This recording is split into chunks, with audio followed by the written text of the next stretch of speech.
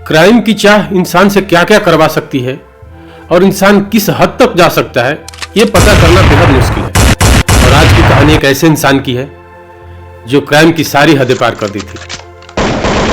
2 जुलाई 1995 की रात दिल्ली के कनॉट पैलेस इलाके में 2 कांस्टेबल डेली के रूटीन के मुताबिक अपना नाइट की गश्त कर रहे थे। तभी उनका ध्यान एक बिल्डिंग की तरफ जाता है जो बिल्डिंग से पूरा धुआं निकल रहा था। लेकिन बिल्डिंग के गेट पर बैठा गार्ड उन्हें रोक लेता है। तो गार्ड से वो सवाल करते हैं कि आखिर ये धुआं कहाँ से आ रहा है। तो गार्ड कुछ जवाब देता है उससे पहले बिल्डिंग से एक आदमी बाहर आता है और बोलता है कि कुछ बेस्ट जलाए जा रहे हैं रेस्टोरेंट के, उसी का धुआं है और कुछ देर में जलना खत्म हो जाएगा। ये सुनकर दोनों कांस्टेबल वहां से वापिस आ जाते हैं। कांस्टेबल जैसे ही कुछ दूरी पर जाते हैं फिर उन्हें पीछे से आवाज सुनाई देता है एक महिला की। फिर वो वापिस मुड़ के आते हैं तो देखते हैं कि वो धुआं आग में तब्दील हो गया है और आग की लपटें बाहर तक आ रही है। उन्होंने तुरंत अपना बैकअप बुलाया और फायर डिपार्टमेंट को भी इन्फॉर्म किया। फिर वो रेस्टोरेंट के अंदर जाना चाह रहे थे लेकिन रेस्टोरेंट का अंदर से ताला लॉक था। फिर बाहर जो गार्ड बैठा था उसकी मदद से ये दीवार को कूदते हैं और अंदर जाते हैं। अंदर जाने के बाद कांस्टेबल ने देखा कि 2 आदमी तंदूर को हवा दे रहे हैं और फिर उसमें लकड़ी और पेपर के टुकड़े डाल रहे हैं। उन दोनों में से एक उस रेस्टोरेंट का मैनेजर केशव था और दूसरा वही आदमी था जो गेट के बाहर थोड़ी देर पहले उनसे मिला था, सुशील शर्मा। तो सुशील शर्मा ने बताया कि हम पॉलिटिकल पार्टी के वर्कर हैं, आप दोनों को यहाँ से चले जाना ही बेहतर है, आप हमारे से ज्यादा सवाल जवाब मत करिए। ये सब बातें चली रही थी कि उस तंदूर की आग से इंसानी मांस की जलने की बदबू आ रही थी। फिर दोनों पुलिस वाले आपस में बात करते हैं, फिर सीधे तंदूर के पास पहुंच जाते हैं और तंदूर की आग को बुझा देते हैं। लेकिन आग बुझाने के बाद जो चीज उन्होंने देखा उनकी पैरों तले जमीन खिसक गई। उस तंदूर के अंदर इंसान की अधजली लाश पड़ी हुई थी। तब तक थोड़ी देर बीतते हैं और पुलिस की बैकअप टीम वहां पर आ जाती है। इसी बीच सुशील मौका देख करके गायब हो जाता है, लेकिन केशव जो उस रेस्टोरेंट का मैनेजर था वो वहीं पर रुका रहता है और उसे तुरंत ही गिरफ्तार कर लिया जाता है। और अगले दिन जैसे न्यूज में छपती है बगिया रेस्टोरेंट की कहानी। जिस तंदूर में तंदूरी रोटी पकाई जाती है उस तंदूर में एक जिंदा इंसान को जलाया जा रहा था। सुशील को फरार होने के बाद पुलिस ने केशव को गिरफ्तार किया और केशव से पूछताछ जारी रखा। केशव पुलिस के कोई भी सवाल का जवाब नहीं दे रहा था, लेकिन जब उससे पूछा गया कि तुम्हारा सुशील के साथ रिश्ता क्या है, तब केशव बताता है कि रेस्टोरेंट का मालिक सुशील है, मैं वहां का मैनेजर हूं, लेकिन सुशील का मेरे ऊपर बहुत एहसान है, इसीलिए मैं ये सब किया। पुलिस की जांच चल रही थी कि उसी दिन पुलिस स्टेशन के अंदर एक आदमी आता है जो नाम अपना करीम बताता है। वो बताता है पुलिस को कि जो तंदूर के अंदर लाश जलाई जा रही थी वो किसी और की नहीं बल्कि सुशील की पत्नी सुनैना की थी। फिर धीरे धीरे सुशील शर्मा को सस्पेक्ट होने का न्यूज हर जगह फैल जाती है और पुलिस भी इधर सुशील की तलाश में जुट जाती है। हर जगह पुलिस छानबीन करती है सुशील की गिरफ्तारी के लिए, लेकिन सुशील कहीं नहीं मिलता है। फिर 9 दिन बाद दिल्ली पुलिस को एक कॉल आती है कि सुशील ने बंगलुरु पुलिस को सरेंडर कर दिया है, लेकिन वो अपनी पत्नी के खून में इन्वॉल्व होने से साफ इनकार कर रहा है। लेकिन दिल्ली पुलिस के 2 कांस्टेबल अपने आंखों से सुशील को क्राइम सीन पर देखे थे और उन्होंने बात भी की थी।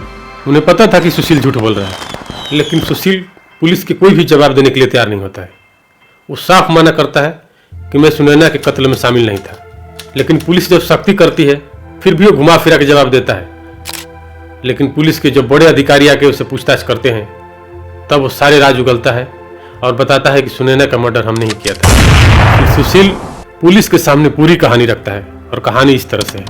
तो सुशील बताता है कि जैसे मैं अपने फ्लैट में पहुंचा तो पाया कि मेरी पत्नी एक हाथ में ड्रिंक ली हुई है और किसी से फोन पे बात कर रही है, और जैसे ही मेरी पत्नी ने देखी तो उन्होंने फोन काट दिया और मेरे लिए भी एक ड्रिंक बनाई और अंदर चली गई। इधर सुशील काफी देर तक ड्रिंक लेता है और जैसे उसे नशा चढ़ता है तो उसको लगता है कि मेरी पत्नी किसी और से बात कर रही थी।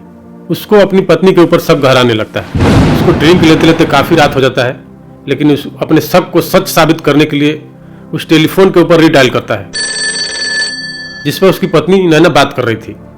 जब फोन इधर से लगाता है तो उधर से करीम नाम का लड़का उठाता है जो उसकी पत्नी का एक्स बॉयफ्रेंड था। और इस बात को लेकर के सुशील और उसकी पत्नी में पहले भी लड़ाई हो चुकी थी कि सुशील जाता है बेडरूम के अंदर और अपनी पत्नी से करीम के बारे में दोबारा पूछता है, लेकिन करीम के नाम सुनकर उसकी पत्नी भड़क जाती है और उल्टे ही सुशील के ऊपर गुस्सा होने लगती है, चिल्लाने लगती है। फिर पति और पत्नी के बीच काफी बहस होती है। लड़ाई झगड़ा इतना आगे बढ़ जाता है कि सुशील अपने ड्रॉअर से एक पिस्टल निकालता है और पत्नी को 2 गोलियां मारता है और उसकी पत्नी को वहीं पर ही मौत हो जाती है। गोली मारने के बाद सुशील अपनी पत्नी की लाश को ठिकाने लगाने के लिए सोचता है पहले फर्श पर पड़े हुए खून को मिटाता है और फिर सोचता है कि इस लाश को अपने ही रेस्टोरेंट के तंदूर में ले जाकर के जला दूंगा, फिर पुलिस के पास कोई सबूत ही नहीं रहेगा। इस मर्डर के पीछे सिर्फ अफेयर ही कारण नहीं था, बल्कि सुशील को 2 साल हो गया शादी के, फिर भी वो ऑफिशियल नहीं करना चाहता था। और इसी बात को लेकर उसकी पत्नी काफी नाराज रहती थी। सुशील दुनिया के लिए तो एक अच्छा पॉलिटिशियन था और डेली छतरपुर मंदिर भी जाता था, लेकिन वही सुशील डेली शराब पी करके अपनी पत्नी को बहुत मारता था और अपनी पत्नी के लिए एक अलग फ्लैट दिया था और उसमें हमेशा उसको लॉक करके रखता था सुशील। तो सुशील के इस नेचर से नैना भी बहुत परेशान रहती थी और परेशान रहने की वजह से नैना ने उसे एक दिन छोड़ने की बात कही। तो इस बात को लेकर के सुशील बहुत आग बबूला हो गया और उसके ऊपर एक खाली फायर किया उसे डराने के लिए। फिर कुछ दिन बाद नैना को पता चलता है कि सुशील का अफेयर है। फिर नैना अपने आप को संभाल नहीं पाती है और बहुत बेबस महसूस करने लगती है और वो परेशान होकर के इस रिश्ते से छुटकारा लेना चाहती थी और रिश्ते से छुटकारा लेने के लिए उसने करीम से संपर्क साधा। और मैं आपको यहाँ पर एक बात और कंफर्म कर देना चाहता हूँ कि करीम, नैना और सुशील तीनों एक दूसरे को स्कूल टाइम से ही जानते थे। ये तीनों मिल करके पॉलिटिशियन यूथ के लिए काम करते थे और कॉलेज के दौरान ही करीम और नैना एक दूसरे को प्यार करने लगे थे और नैना और सुशील सिर्फ दोस्त थे। नैना और करीम शादी भी करना चाहते थे, लेकिन नैना सिख थी और करीम मुस्लिम। और इस बात को जब नैना की फैमिली को पता चला तो उन्होंने शादी से साफ इनकार कर दिया। नैना की फैमिली को मना करने के बाद करीम अपने ही धर्म की एक लड़की से शादी कर लिया और नैना को बताया कि कोई बात नहीं, हमारी शादी नहीं हुई तो, लेकिन हम एक अच्छा दोस्त बन करके हमेशा साथ रहेंगे। ये बातें समझाकर नैना को करीम तो साइड हो गया, पर नैना धीरे धीरे डिप्रेशन में चली गई और इसी बात को फायदा उठाकर सुशील ने नैना के करीब आ गया। फिर नैना और सुशील दोनों शादी कर लेते हैं घर वालों की रजामंदी से, लेकिन इनका शादी ज्यादा दिन तक टिक नहीं पाया। सिर्फ हफ्ता दिन बीतता है कि सुशील की सारी सच्चाइयां नैना के सामने आना शुरू हो गई।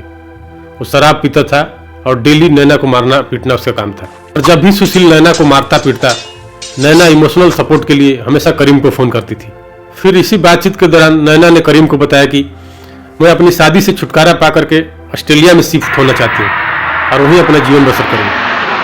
तो करीम ने भी सपोर्ट करने के लिए तैयार हो गया और आगे आया और नैना ने अपने मौत से कुछ दिन पहले ही अपना डिसीजन अपने पति को बताई थी और डिसीजन सुनकर सुशील पागल हो गया था, गुस्से से लाल होने लगा और वो करीम के इस डिसीजन में इन्वॉल्व होने से सवाल करने लगा था। फिर 2 जुलाई को जैसे ही सुशील अपने घर आया था, उसकी पत्नी ने उसको देख करके फोन काट दिया था और जब शराब पी करके रीडायल किया तो करीम ने उठाया।